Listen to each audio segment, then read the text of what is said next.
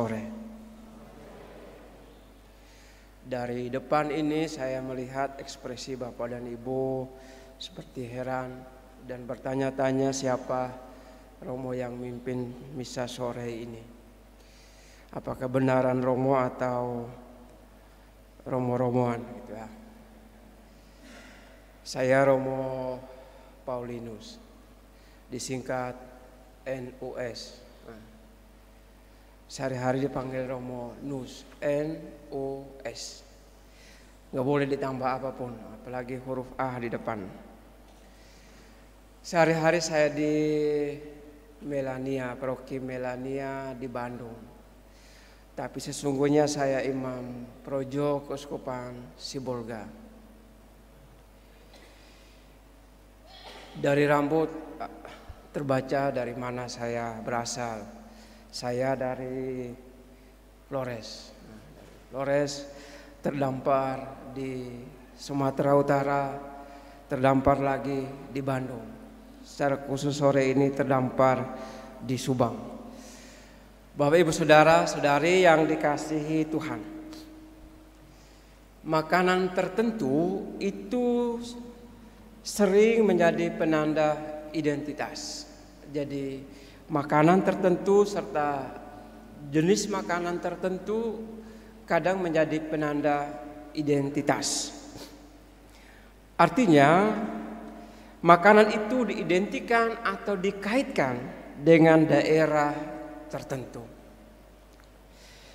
Ketika menyebut Batagor, orang langsung berpikir tentang Bandung. Ketika menyebut gudeg, orang berpikir tentang Jogja. Ketika menyebut arsik, orang berpikir tentang Sumatera Utara.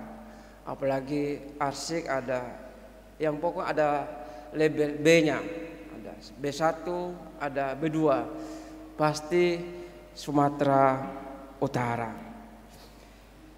Ketika menyebut sushi, orang akan berpikir tentang Jepang.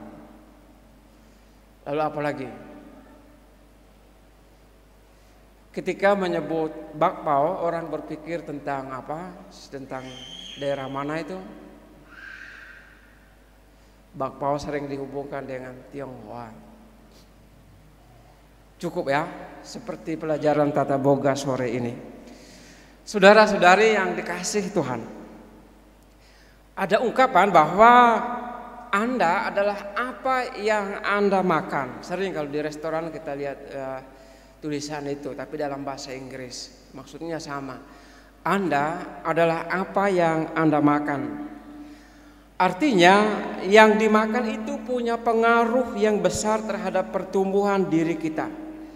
Bahkan turut mempengaruhi kualitas kepribadian dan intelektualitas kita. Ungkapan Anda adalah apa yang Anda makan, jika kita hubungkan dengan Ekaristi, itu mendalam sekali. Dalam Ekaristi, Yesus memberi kita tubuh dan darahnya sebagai makanan dan minuman. Maka ini tentu luar biasa, agar ia masuk dalam kemanusiaan kita, agar ia yang kudus menguduskan kerapuhan kita, agar ia yang maha besar itu menguatkan kita yang fana ini.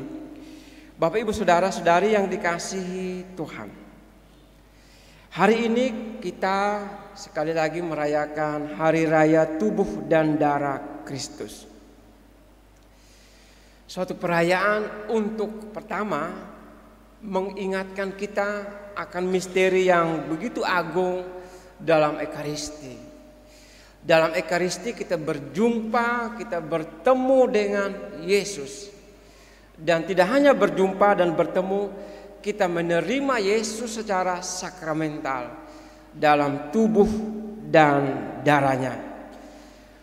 Maka apa yang dikatakan bahwa Anda adalah apa yang Anda makan, Kalau kita hubungkan dengan Ekaristi, kita sungguh diteguhkan bahwa dengan makan tubuh dan darah Yesus, kita disatukan bersama Yesus. Maka hidup kita, perkataan kita itu harus mencerminkan Yesus, karena yang kita makan adalah Yesus. Maka semangat Yesus juga menjadi semangat kita. Saudara-saudari yang dikasihi Tuhan, Ekaristi adalah perjamuan sangat istimewa. Mengapa? Karena dalam Ekaristi yang mengundang kita Yesus, yang memperdengarkan sabdanya adalah Yesus, dan yang memberi diri untuk dimakan oleh kita juga adalah Yesus. Maka ini menjadi permenungan refleksi untuk kita. Bagaimana disposisi batin kita, diri kita ketika menghadiri Ekaristi yang merupakan perjamuan yang istimewa ini. Apakah ada perasaan rugi ketika kita tidak hadir Ekaristi? Atau kita merasa biasa-biasa saja? Apakah kesiapan diri kita untuk hadir Ekaristi itu seperti biasa-biasa saja kalau dibandingkan dengan kesiapan diri kita menghadiri pesta-pesta yang lain? Jangan sampai ketika menghadiri pesta-pesta yang lain kita malah lebih repot, lebih lama mempersiapkan diri daripada menghadiri Ekaristi. Kalau hadir pesta biasa, kita harus pastikan mandi, harus pastikan dalam keadaan menarik, dalam keadaan cantik, pakaiannya menarik. Tapi kalau dalam Ekaristi jangan-jangan kita merasa biasa. Kalau itu terjadi, berarti refleksi kita tentang Ekaristi belum sangat mendalam. Tidak mesti mewah, tapi ada kesadaran bahwa yang saya hadiri ini adalah perjamuan yang luar biasa. Bapak Ibu saudara-saudari yang dikasihi Tuhan, Paus Benediktus yang sudah meninggal pernah mengatakan begini: dalam Ekaristi kita bertemu, kita berjumpa dengan Yesus. Maka sesungguhnya semestinya orang yang bertemu dengan Yesus dalam perayaan Ekaristi di gereja ini juga harus bertemu, berjumpa dengan Yesus di luar gerejanya. Orang yang mengenal Yesus dalam Ekaristi sesungguhnya ia juga harus mengenal Yesus dalam kehidupan sehari-hari. Jangan sampai Yesus hanya kita kenal di gereja ini, dalam Ekaristi ini, tapi Yesus yang tersamar dalam diri orang lain tidak kita kenal. Karena itu Bapak Ibu saudara-saudari, dalam berkat pengutusan setiap Ekaristi, imam mengatakan misa sudah selesai, pergilah Anda diutus. Mendalam sekali, karena di situ sebenarnya kalau mau dipanjangkan arti itu begini: Bapak Ibu, kita telah menerima kasih Yesus yang begitu besar di Ekaristi ini. Kita telah menerima pengampunan dari Yesus.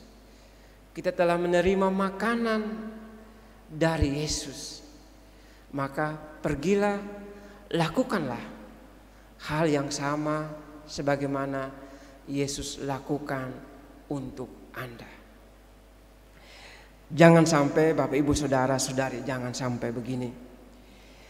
Hari Minggu kita menerima Yesus yang berbagi hidup untuk kita. Hari Minggu dalam Ekaristi kita menerima Yesus yang berbagi hidup untuk kita. Lalu hari Senin sampai Sabtu kita bukan menjadi pribadi yang berbagi hidup kepada sesama, tetapi sebaliknya kita menjadi orang yang menghambat orang lain untuk mendapatkan hidup.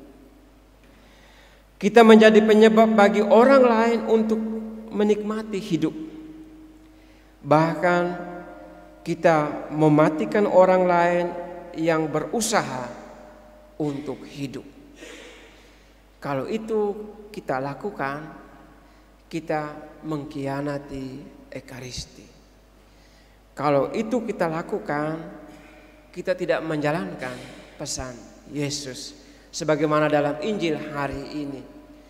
Kamu harus memberi mereka makan. Para muridnya beralasan, Tuhan, tidak mungkin orang sebanyak ini kita dapat memberi mereka makan hanya dengan persediaan 5 roti dan 2 ikan. Yesus sedang mengajari para muridnya untuk jangan menunggu lebih dulu baru berbagi. Yesus sedang mengajari para muridnya bahwa jika yang sedikit itu dibagi-bagikan, diserahkan kepada Yesus, maka itu akan digandakan. Semoga Tuhan memberkati kita semua. Amin.